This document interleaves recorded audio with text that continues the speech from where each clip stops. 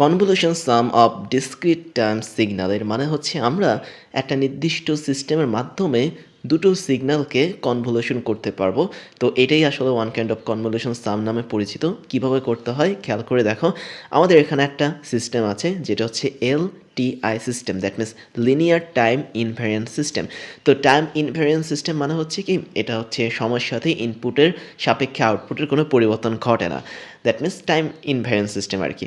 তো এই linear time invariant সিস্টেমের মধ্যে আমরা যদি একটা discrete time signal x of এনকে ইনপুট হিসেবে দেই, তার সাথে যদি একটা ইম্পালস সিগন্যালকে যুক্ত করি, ইম্পালস সিগন্যালের সংখ্যা হচ্ছে এইচ অফ এন। খেয়াল করো প্রত্যেকটার সাথে কিন্তু এন দেওয়া, তার মানে এরা হচ্ছে ডিসক্রিট সিগন্যাল। তাহলে একটা ইনপুট সিগন্যালের সাথে আমি যদি একটা ইম্পালস রেসপন্স সিগন্যালকে পাঠাই, সেটাকে যদি লিনিয়ার টাইম ইনফারেন্স সিস্টেমের মধ্যে দিয়ে পাস করি, তবে আমরা একটা আউটপুট পাবো। এবং এই আউটপুটটাকে বের করার জন্য কিছু ম্যাথমেটিক্যাল ক্যালকুলেশন করা লাগে, যেটাকে বলা হয় কনভলিউশন সাম। তাহলে কনভলিউশন সাম ব্যাপারটা আসলে টোটালি থিওরিটিক্যাল, দ্যাট মিনস এটাকে আমরা ম্যাথমেটিক্সের মাধ্যমে বের করি। আর এটাকে কীভাবে পারফর্ম করে সেটা হচ্ছে আমাদের লিনিয়ার টাইম ইনভ্যারিয়েন্ট সিস্টেমের কাজ। তাহলে খেয়াল করে দেখো, যদি আমরা ওয়াই অফ এনকে পেতে চাই, তাহলে এই ওয়াই অফ এন এর মান হচ্ছে এক্স অফ এন, এখানে একটা স্টার সাইন আছে, তারপরে এইচ অফ এন। তো স্টার সাইনটার মাধ্যমে আমরা এখানে বলতে পারি এই এক্স অফ এন এর সাথে এইচ অফ এন এর কনভলিউশন সাম ঘটেছে, যেটার আউটপুট হচ্ছে বা টোটাল রেজাল্ট হচ্ছে ওয়াই অফ এন। এখন এটা যখন একটা সিস্টেম বের করছে আমাদেরকে কনভলিউশন সাম হিসেবে দিচ্ছে, সেটাকে অবশ্যই বের করা দরকার। অর্থাৎ আমরা এক্স অফ এন এর কিছু স্পেসিফিক মান পাঠাতে পারি, এইচ অফ এনকেও কিছু স্পেসিফিক মানে পাঠাতে পারি, বাট আউটপুটটা কীভাবে আসবে সেটা বের করার জন্য একটা খুব সুন্দর সূত্র আছে বা ফর্মুলা আছে। ফর্মুলাটা হচ্ছে কেমন, আমরা এক্স অফ এন তারপরে star y of h of n এটাকে এইভাবে লিখতে পারি, summation infinity k is equal to minus infinity. অর্থাৎ এখানে কে হচ্ছে একটা প্যারামিটার, যার মানটা মাইনাস ইনফিনিটি থেকে পজিটিভ ইনফিনিটি পর্যন্ত থাকবে।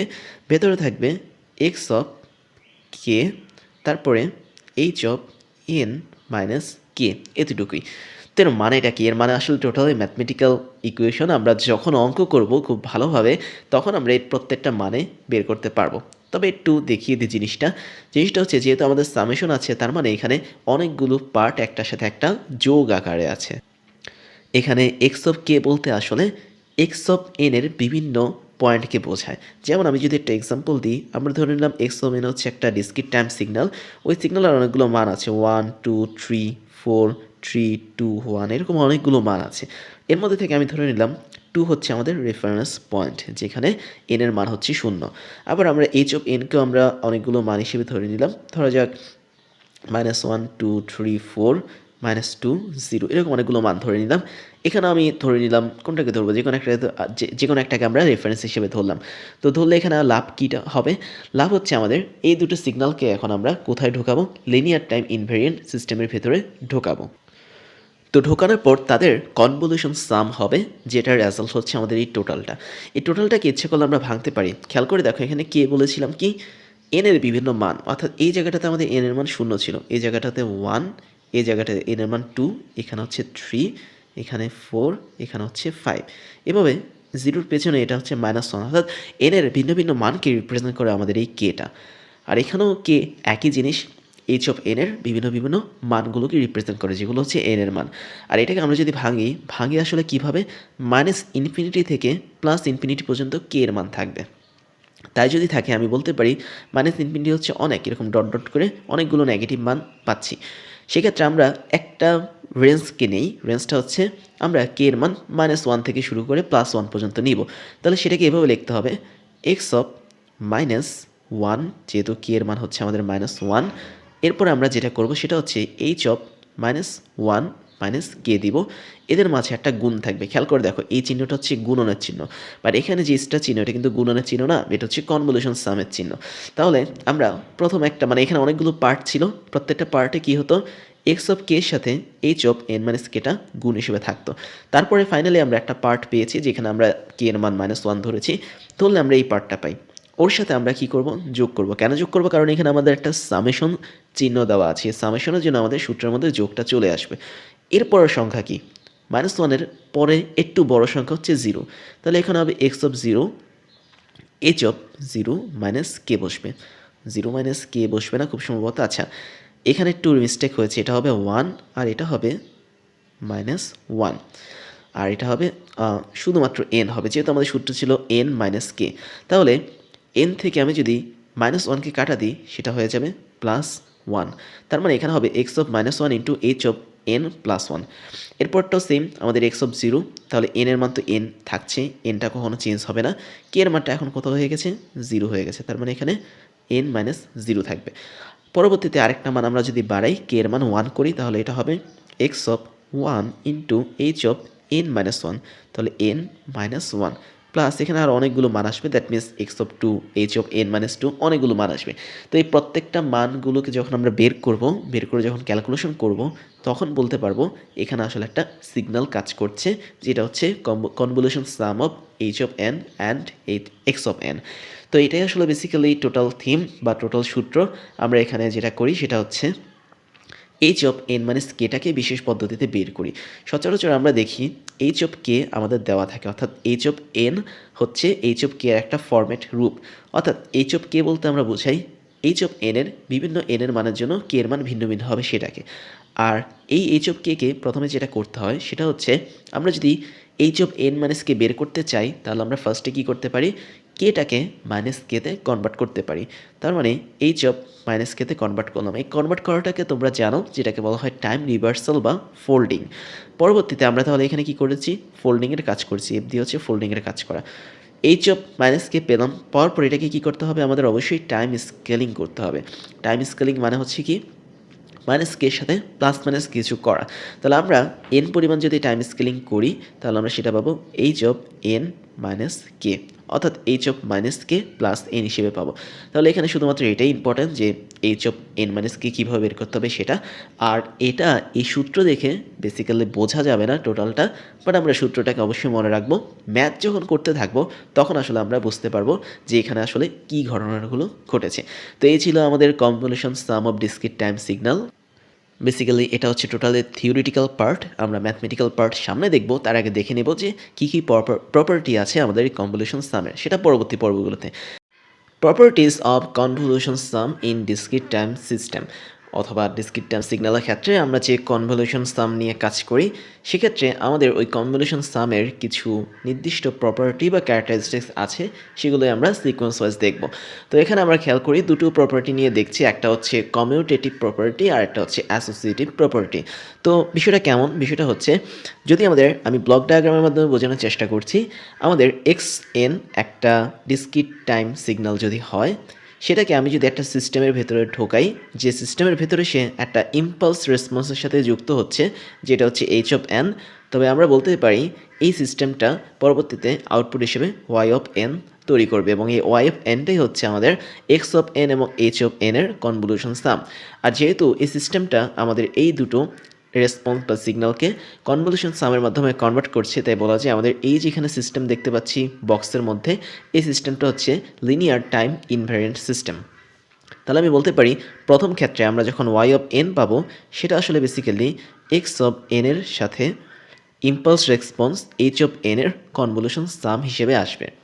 কিন্তু পরবর্তীতে দেখো আমাদের ঘটনাটা একটু উল্টানো হয়েছে। আমাদের এখন ইনপুট দিয়ে h(n)কে প্রবেশ করানো হয়েছে। h(n) হচ্ছে আমাদের এখানে ইম্পালস রেসপন্স, এবং আমরা এই যেখানে সিস্টেমটা দেখতে পাচ্ছি, সিস্টেমের ভেতরে x(n)কে অ্যাপ্লাই করা হয়েছে। দ্যাট মিন্স আমাদের সিস্টেমের ভেতরে আসলে আগে থেকে x(n) বসে আছে, আর আমরা বাইরে থেকে h(n) বা ইম্পালস রেসপন্সটাকে অ্যাপ্লাই করলাম। তখন কি ঘটবে, আমরা একই রকম আউটপুট পাবো। দ্যাট মিন্স এই ক্ষেত্রে আমাদের y(n) এটা হবে আমাদের h(n), এটা প্রথমে বসবে, ওর সাথে কনভলিউশন সাম হবে কার, x(n) এর। তার মানে কমিউটেটিভ ল হচ্ছে বা কমিউটেটিভ প্রপার্টি হচ্ছে কমিউটেটিভ। এখানে বিষয়টা হচ্ছে, যখন আমরা আউটপুট পাচ্ছি, এই আউটপুটটা কোনো নির্দিষ্ট বিষয়ের উপর নির্ভর করছে না, অর্থাৎ আমরা ইনপুটে এবং হচ্ছে সিস্টেমের ভিতরে যেটাই দিই না কেন, তাদের দুজনকেই বেসিক্যালি আউটপুটে কনভলিউশন সাম হিসেবে এটা প্রকাশ করবে। তো এটা ছিল আমাদের ফার্স্ট প্রপার্টি ফর কনভলিউশন সাম। আমরা 2 নম্বর প্রপার্টিতে যাই। এখানে দেখতে পাচ্ছি এটার নাম হচ্ছে অ্যাসোসিয়েটিভ প্রপার্টি। তো অ্যাসোসিয়েটিভ প্রপার্টি মানে হচ্ছে কি, আমরা একটা নির্দিষ্ট ডিসক্রিট টাইম সিগন্যালকে নিলাম, নেওয়ার পর সেটাকে আমরা একটা লিনিয়ার টাইম ইনভ্যারিয়েন্ট, এই সিস্টেমটার নাম হচ্ছে লিনিয়ার টাইম ইনভ্যারিয়েন্ট সিস্টেম। তো এই সিস্টেমের মধ্যে দিয়ে প্রবেশ করালাম যে সিস্টেমের ভেতরে আগে থেকে একটা ইম্পালস রেসপন্সকে দেওয়া আছে, যেটা হচ্ছে h1 তখন আমরা আউটপুট পাবো কি y এখন এই y মানে কি তোমরা কিন্তু বোঝো। y আসলে কি হবে, x এর সাথে আমাদের কনভলিউশন সাম হবে h এর। y হচ্ছে আমাদের এই জিনিসটা। পরবর্তীতে আমি যদি কে আরও একটা লিনিয়ার টাইম ইনভ্যারিয়েন্ট সিস্টেমের ভেতর দিয়ে প্রবাহিত করি, যার ভেতরে আমাদের নতুন একটা ইম্পালস রেসপন্স আছে যেটা হচ্ছে h2 তবে আমরা আর একটা আউটপুট পাবো y', এবং এই y'টা আসলে কী হবে, আমরা ইনপুটে যেটা দিয়েছি আর সিস্টেমের ভিতরে যে ইম্পালস রেসপন্স ছিল তাদের মধ্যকার কনভলিউশন সাম। দ্যাট মিনস আমরা বলতে পারি এখানে যেটা কাজ করবে সেটা হচ্ছে ইনপুটে ছিল আমাদের এই টোটাল সিগন্যালটা, এবং আমাদের এই সিস্টেমের ভিতরে ছিল h2 নামক একটা ইম্পালস রেসপন্স। তাহলে আমরা আউটপুটে এখানে y' যেটা পাচ্ছি তার মান কত হচ্ছে x এবং h এর কনভলিউশন যেটা ছিল ইনপুট, ওর সাথে টোটাল কনভলিউশন হবে আমাদের দ্বিতীয় সিস্টেম যেটা ছিল তার মধ্যে থাকে impulse response, that means h2. এটা হচ্ছে আমাদের এক ধরনের আউটপুট। এখন আমরা কি করলাম, আমরা জিনিসটাকে একটু ভিন্নভাবে সাজালাম। আমরা এখানে দুটো সিস্টেম ইউজ না করে একটা সিস্টেম ইউজ করছি। পরবর্তীতে করলাম কি, আমরা x একটা ইনপুট সিগন্যাল নিলাম, মানে ডিসক্রিট টাইম সিগন্যাল। এরপরে এটাকে আমরা আরও একটা লিনিয়ার টাইম ইনভ্যারিয়েন্ট সিস্টেমের মধ্যে দিয়ে ফ্লো করালাম, এবং ওই লিনিয়ার টাইম ইনভ্যারিয়েন্ট সিস্টেমের ভেতরে ইম্পালস রেসপন্স হিসেবে দুটো ইম্পালস রেসপন্স একে অপরের সাথে কনভলিউশন অবস্থায় আছে। দ্যাট মিনস এখানে h1 convolution sign, that means star sign, h2 একসাথে এরা কনভলিউশন অবস্থায় আছে, এবং এরাই আসলে সিস্টেমের ভেতরে আছে। তার মানে পরবর্তীতে আমরা যে y''টা পাবো তার মান কত হবে, ইনপুটের সাথে আমাদের সিস্টেমের ভেতরে যে ইম্পালস রেসপন্সটা আছে সেটার কনভলিউশন সাম হবে।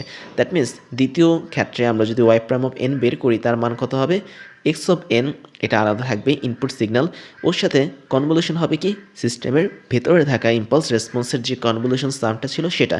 দ্যাট মিনস এটাকে আমি যদি সেকেন্ড ব্র্যাকেটে দিই তাহলে h1 তারপর কনভলিউশন সাম অফ h2 হবে। তাহলে খেয়াল করো এখানে আমাদের এই দুটো আউটপুট কিন্তু সেম আসবে। দ্যাট মিনস আমরা অ্যাসোসিয়েটিভ প্রপার্টি বলতে বুঝি যে বেসিক্যালি x এর সাথে আমি যদি আচ্ছা এটা কিন্তু h1 হবে, রাইট? হ্যাঁ, এটা হচ্ছে h1, তার মানে এটা হচ্ছে h1 হবে। একটু মিস্টেক হয়েছে, সমস্যা নেই। তো x এর সাথে আমি যদি h1 এর কনভলিউশন করি, পরবর্তীতে টোটালটার সাথে যদি আমি h2 এর কনভলিউশন করি, যে রেজাল্টটা পাবো সে রেজাল্টটা হবে কার সমান, কে আলাদা রেখে তার সাথে আমরা যদি কনভলিউশন করি h1 এবং ওর সাথে আবার h2 এর আলাদাভাবে কনভলিউশন, তাহলে এই টোটালটা সেম হবে। দ্যাট মিনস আমাদের এই পার্ট এবং এই পার্ট একই থাকবে। সেটা হচ্ছে অ্যাসোসিয়েটিভ প্রপার্টির ক্ষেত্রে। আর আমরা কমিউটেটিভ প্রপার্টির ক্ষেত্রে যেটা দেখব সেটা হচ্ছে x এর সাথে আমি যদি h কে কনভলিউশন করি, যা ঘটবে h এর সাথে আমি যদি x এর কনভলিউশন করি তাহলে সেম জিনিসটাই ঘটবে। তো এই দুটি হচ্ছে খুব basic property of convolution sum in discrete time signal. তো এটা ছিল আমাদের প্রথম পার্ট। আমরা পরবর্তী পার্টগুলোতে আরও অনেকগুলো এরকম প্রপার্টি আছে, সবগুলো প্রপার্টি নিয়ে আলোচনা করব। Properties of convolution sum in discrete time signal part 2 দেখছি আমরা। এখানে আমরা কিছু কনভলিউশন সামের প্রপার্টি দেখব, কিছু না মাত্র দুটো দেখব। তো 3 নম্বর প্রপার্টিটা হচ্ছে ডিস্ট্রিবিউটিভ প্রপার্টি। ডিস্ট্রিবিউটিভ প্রপার্টিটা আমরা একটা ব্লক ডায়াগ্রামের মাধ্যমে বুঝবো। জিনিসটা কেমন, যে আমাদের x হচ্ছে একটা ডিসক্রিট টাইম সিগন্যাল যেটাকে আমরা ইনপুট হিসেবে দিচ্ছি। এখন আমি যদি দুটো linear time invariant system use করি, দ্যাট মিনস সিস্টেমগুলো হচ্ছে লিনিয়ার টাইম ইনভ্যারিয়েন্ট সিস্টেম। তো একটা হচ্ছে এটা আর একটা হচ্ছে এটা, দুটো বক্সের মাধ্যমে দেখিয়েছি। প্রত্যেকটার মধ্যে যদি একটা নির্দিষ্ট পরিমাণ ইম্পালস রেসপন্স থাকে, দ্যাট মিনস h1 এবং h2 এরা যদি থাকে, তবে আমরা জানি যে xnটা যদি h1 এর সাথে যুক্ত হতে চায় লিনিয়ার টাইম ইনভ্যারিয়েন্টের মাধ্যমে, তবে যে রেজাল্টটা পাবো সেটা হচ্ছে একটা কনভলিউশন সাম, যেখানে x এর সাথে h1 এর কনভলিউশন সাম হবে। এবং পরবর্তীতেও আমরা দেখতে পাচ্ছি x এর সাথে x2 এরও কনভলিউশন হচ্ছে। এখন এই দুটো যদি কনভলিউশনকে আমরা যোগ করি তাহলে আমরা ধরে নিলাম y পাবো। তাহলে y এর মান কত হবে, simply x convolution of h1 এটার সাথে যোগ হবে। কোনটা যোগ হবে, x convolution some of h2. তো এটা হচ্ছে নর্মাল একটা সিস্টেম।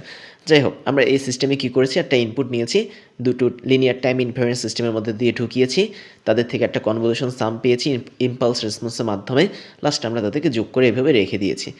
এখন আমরা এই যে রেজাল্টটা পেলাম, সেম রেজাল্টটা আমরা কিন্তু এই জায়গার থেকেও পেতে পারি। কীভাবে পেতে পারি? আমরা এখানে দুটো linear time inference system use না করে একটা মাত্র linear time inference system use করলাম, এবং ওই একটা লিনিয়ার টাইম ইনফারেন্স সিস্টেমের ভেতরে ইম্পালস রেসপন্স যে দুটো ছিল h1 এবং h2 এদেরকে আমরা সিম্পলি যোগ করে দিলাম। যোগ করলে কী হবে? x যেটা, সেটা অবশ্যই একটা ইনপুট ডিসক্রিট টাইম সিগন্যাল, সেটা এই সিস্টেমের ভিতরে ঢুকে নতুন আর একটা আউটপুট তৈরি করবে, এবং এই আউটপুটটা কত হবে খেয়াল করে দেখো। এই আউটপুটটা হবে কি, এর সাথে ভেতরে দুটো ইম্পালস রেসপন্সের যোগফলের কনভলিউশন সাম হবে। দ্যাট মিন্স ওর সাথে কনভলিউশন সাম হবে কাদের? h1 প্লাস h2 এদের। এখন এখান থেকে আমরা কি বুঝলাম? আসলে আমাদের ডিস্ট্রিবিউটিভ প্রপার্টিটা বলে এখান থেকে যে আউটপুটটা পেয়েছিলাম এই আউটপুটের সাথে এই আউটপুটটা একই রকম হবে। দ্যাট মিনস আমি কিন্তু দুইটাই y লিখেছি, তার মানে আমি বলতে পারি ডিস্ট্রিবিউটিভ প্রপার্টি হিসেবে x এর সাথে যদি h1 এর কনভলিউশন ঘটাই, যোগ x ওর সাথে আবার নতুন করে যদি h2 এর কনভলিউশন ঘটাই, তবে এটার মান যা হবে সেটা হচ্ছে x এর সাথে আমরা কনভলিউশন ঘটাবো কার? টোটাল ইম্পালস রেসপন্সের যোগফল। দ্যাট মিনস h1 প্লাস হচ্ছে h2 এটার কনভলিউশন। তাহলে এই পার্ট আর এই পার্ট সমান থাকে সবসময় কনভলিউশন সামের ক্ষেত্রে। এটাই হচ্ছে আমাদের ডিস্ট্রিবিউটিভ প্রপার্টি। তো প্রপার্টিটা অনেকটা এরকম, যদি আমি তোমাদেরকে দেখাই, যে তুমি ধরে নাও এর সাথে তুমি বি এবং সি এদের যোগফলকে গুণ করছো, তাহলে আমরা পরবর্তীতে কি পাবো? এর সাথে বি যোগ মানে গুণ, তারপর হচ্ছে এর সাথে সি গুণন। তাহলে এখানে খেয়াল করো টা আসলে এর মতো কাজ করছে অনেকটা, h1 এবং h2 বি প্লাস সি এর মতো এরকমভাবে কাজ করছে। পরবর্তীতে এর সাথে h1 এর কনভলিউশন সাম হচ্ছে, দ্যাট মিনস এ বি হচ্ছে। পরবর্তীতে এর সাথে h2 এর আরেকটা কনভলিউশন সাম হচ্ছে বা এসি তৈরি হচ্ছে। এই জায়গাটা হচ্ছে আমাদের এসির মতো দেখতে, এই জায়গাটা হচ্ছে আমাদের এ বি এর মতো দেখতে। তো এটাই ছিল আমাদের ডিস্ট্রিবিউটিভ প্রপার্টি। এবার আমরা আরেকটা প্রপার্টি দেখব, যেটা হচ্ছে ডেল্টা ফাংশন প্রপার্টি। তো তোমরা যারা ডেল্টা সম্পর্কে চেনো না, ডেল্টা হচ্ছে আমাদের del(n), এটাকে ডেল্টা ফাংশন বলা হয়। এটার আরেকটা নামও আছে, এটাকে ইউনিট ইম্পালস রেসপন্সও বলা হয়ে থাকে। এটিকে এভাবে ডিনোট করা হয়, যখন আমাদের n এর মানটা 0 থাকে তখন del(n) এর মানটা থাকে হচ্ছে 1, এবং যখন n এর মান অন্য কিছু থাকে তখন del(n) এর মান থাকে হচ্ছে 0। আমরা ইউনিট ইম্পালস সিগন্যাল বা ইউনিট ইম্পালস রেসপন্স নিয়ে কিন্তু অলরেডি পড়েছিলাম, তো সেটাও তোমরা একটু চেক করে আসতে পারো, কয়েক পর্ব উপরে আছে সেটার ওই লেকচারটি। তো যাই হোক, এবার আমরা দেখি ডেল্টা ফাংশন প্রপার্টিটা হচ্ছে এরকম। যদি আমরা x(n) একটা ডিসক্রিট টাইম সিগন্যাল নেই, ওর সাথে যদি একটা কনভলিউশন তৈরি করি del(n - k) এটির, দ্যাট মিন্স del(n - k) হচ্ছে আমাদের একটা ডেল্টা ফাংশন, বা বলা যায় ইউনিট ইম্পালস সিগন্যাল যেটা ছিল, তাকে আমরা কে পরিমাণ ডিলে করলাম তার মানটাকে। দ্যাট মিন্স n - k হচ্ছে আমি এই ইউনিট ইম্পালস সিগন্যালটাকে কে পরিমাণ ডিলে করলাম। ডিলে করার পর আমরা যদি টোটালটাকে এখন x(n) এর সাথে কনভলিউশন করি, তবে যে মানটা পাবো সেটা হচ্ছে x(n - k). তার মানে x(n) এর সাথে আমি যদি del(n - k) কে কনভলিউশন করি, ফাইনালি আমরা যে মানটা পাবো সেই সিগন্যালের মানটা হচ্ছে x(n - k). এটাই হচ্ছে আমাদের প্রপার্টি অফ ডেল্টা ফাংশন। এখন এখানে মাঝে মাঝে ঝামেলা হতে পারে। ঝামেলাটা হচ্ছে কি, যদি কখনো k এর মান 0 হয় তখন কী ঘটবে? k এর মান যদি কখনো 0 হয়, k কাকে রিপ্রেজেন্ট করে? অবশ্যই n কে রিপ্রেজেন্ট করে। অর্থাৎ আমাদের সিগন্যালগুলোতে কি থাকে? ডিসক্রিট টাইম সিগন্যালে n এর একটা ভ্যালু থাকে। n এর কিন্তু একটা না, অনেকগুলো ভ্যালু থাকে এক্স অ্যাক্সিস বরাবর। তো প্রতিটা ভ্যালুকে সাধারণত ডিনোট করা হয় k এর মাধ্যমে। অর্থাৎ n এর ভ্যালু 1 2 3 4 বিভিন্ন জিনিস হতে পারে, বাট ওটার ভ্যালুটা ধরা হয় k এর মাধ্যমে। যদি আমাদের k 0 হয়, তাহলে আমাদের এই টোটাল ইকুয়েশনের মধ্যে কী দাঁড়াবে? x(n) যা আছে তাই থাকবে, ওর সাথে কনভলিউশন হবে del(n - 0), যেহেতু k এর মান হচ্ছে এখন 0, তাহলে এটা হবে del(n). তাই যদি হয় এটার মান কত হবে? x(n - 0), তার মানে x(n). তাহলে আমরা এই জিনিসটা আমি বলতে পারি যে যদি কখনো x(n) কে কনভলিউশন করা হয় del(n) এর সাথে, বা যে কোনো সিগন্যালকে যদি আমরা কনভলিউশন করি কোনো একটা ইউনিট ইম্পালস সিগন্যালের মাধ্যমে, যেহেতু ডেল অফ এন হচ্ছে ইউনিট ইম্পালস সিগন্যাল, তবে আমরা যে রেজাল্টটা পাবো কনভলিউশনের সেটা হবে ওই আগের সিগন্যালটাই, that means x of n. তাহলে আমাদের মেইন সূত্রটা হচ্ছে এটা, বাট সেক্ষেত্রে তোমরা যদি কে জিরো ধরো তাহলে কিন্তু নিচের সূত্রটা পেয়ে যাবে। তো এতটুকু ছিল আমাদের delta function property of discrete time সিগন্যালের কনভলিউশন সাম।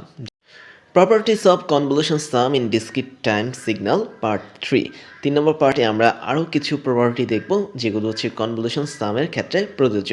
তো 5 নম্বর প্রপার্টিটা হচ্ছে property of derivative. That means আমরা যদি কোনো একটা সিগন্যালকে কনভলিউশন করি ইম্পালস রেসপন্সের মাধ্যমে, তবে অবশ্যই একটা আউটপুট পাবো যেটা হচ্ছে ওয়াই অফ এন।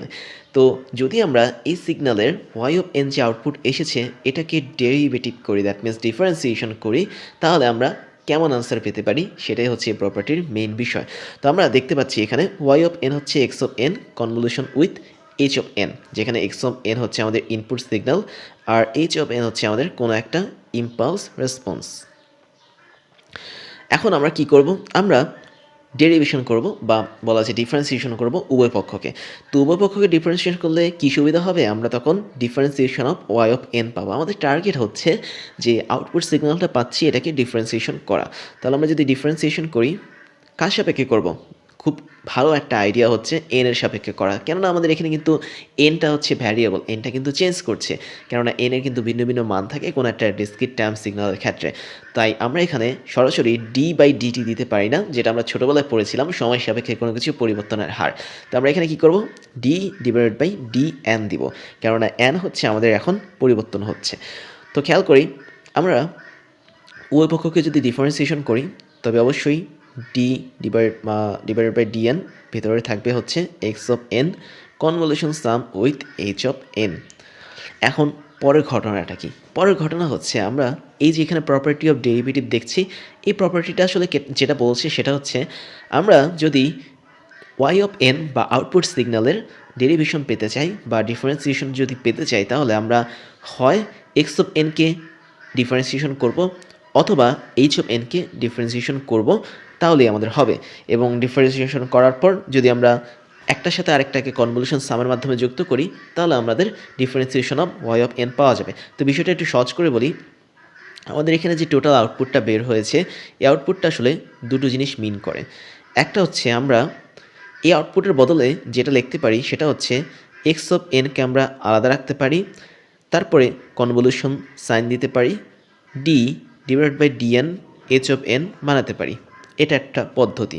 আবার আরেকটা করতে পারি, আমরা নর্মালি এইচ অফ এন যেটা আছে সেটাকে আলাদা রাখতে পারি, ওর সাথে কনভলিউশন করতে পারি d divide by d n x of n এই টোটালটাকে।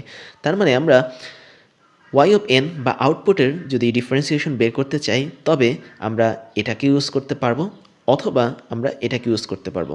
অর্থাৎ একবার আমরা এক্স অফ এনকে খালি রেখেছি বাকিটাকে ডিফারেন্সিয়েশন করেছি, আরেকবার আমরা এইচ অফ এনকে খালি রেখে বাকিটাকে ডিফারেন্সিয়েশন করেছি। তো এটার জন্য একটা সুন্দর ম্যাথ আছে, সেই ম্যাথটা আমরা একটু দেখে ফেলি। তো বিষয়টাকে ম্যাথ না বলে একটা এক্সাম্পল বলতে পারি আমরা। তো এক্সাম্পলটা হচ্ছে কি, জিনিসটা হচ্ছে এরকম যে ধরা যাক আমরা র্যাম্প সিগন্যাল সম্পর্কে জেনেছি। র্যাম্প সিগন্যালগুলো কী ছিল, যে এনের মান যত বাড়বে সেই অনুসারে সিগন্যালের মানও তত বাড়বে। অর্থাৎ আমরা এনের মান যদি 1 করি সিগন্যালের মান হবে 1, এনের মান 2 করলে সিগন্যালের মান হবে 2। তো এগুলো ছিল আমাদের র্যাম্প সিগন্যাল। তো আমরা যদি এরকম একটা র্যাম্প সিগন্যালকে ইউনিট স্টেপ সিগন্যালের সাথে কনভলিউশন করি, ধরা যাক আর অফ এন হচ্ছে আমাদের র্যাম্প সিগন্যাল, ওর সাথে আমি কনভলিউশন করেছি ইউনিট স্টেপ সিগন্যালকে, এবং কনভলিউশন করলে অবশ্যই আমরা একটা আউটপুট পাবো, কনভলিউশনের আউটপুট বা কনভলিউশন সামের আউটপুট, সেটা হচ্ছে ওয়াই অফ এন। এখন এটা পাওয়ার পর যদি আমরা এই আউটপুটটার ডেরিভেশন পেতে চাই বা ডিফারেন্সিয়েশন যদি পেতে চাই, মানে হচ্ছে d divide by d n y of n যদি আমরা পেতে চাই তাহলে তার মান কত হবে। তার মান আমরা দুইভাবে বের করতে পারি, আমরা এই প্রসেসও বের করতে পারি অথবা এই প্রসেসও বের করতে পারি, দুইটা সেম হবে। তাহলে আমরা প্রথম প্রসেসটা যদি অ্যাপ্লাই করি তাহলে আমরা কি করব, আমরা সিম্পলি দেখব আর অফ এনটাকে যদি এক্স অফ এন ধরি, ইউ অফ এনটাকে যদি এইচ অফ এন ধরি, তাহলে আমরা বলতে পারি প্রথমটা অনুসারে আমাদের d divide by d n y of n এর মান হবে আর অফ এন খালি থাকবে convolution of d divide by d n u of n. এখন আমরা এই জিনিসগুলো আসলে পরে পড়বো, তাও তোমাদেরকে একটু আইডিয়া দিয়ে রাখি। যখন কোনো ইউনিট স্টেপ সিগন্যালকে আমরা এরকম ডেরিভেশন করি বা ডিফারেন্সিয়েশন বের করি, তখন তার মান হয় ডেল্টা ফাংশনের মান, অর্থাৎ ইউনিট ইম্পালস সিগন্যালের মান, অথবা ডেল অফ এন বের হয়। তাহলে d divide by d n u of n, এটাকে আমরা ডেল অফ এন লিখতে পারি, যেখানে ডেল অফ এন হচ্ছে ইউনিট ইম্পালস সিগন্যাল, এবং এর আগে আর অফ এন ছিল, এটা বসবে এবং কনভলিউশন সাম মানে যে চিহ্নটা সেটা হচ্ছে মাঝখানে বসবে।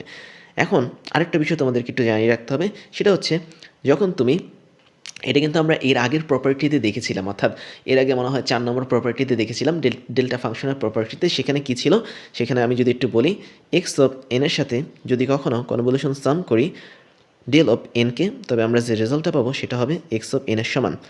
অথবা আমি যদি আরেকটু সহজ করে বলি, এই জিনিসটা কিন্তু আমাদের কী ছিল, যে যদি কোনো সিগন্যালের সাথে আমরা ইউনিট ইম্পালস সিগন্যালের কনভলিউশন সাম করি, তখন আমরা সেই সিগন্যালটাকে রিজেনারেট হিসেবে পাবো, অর্থাৎ সেই সিগন্যালটাই আমরা আউটপুট হিসেবে পাবো।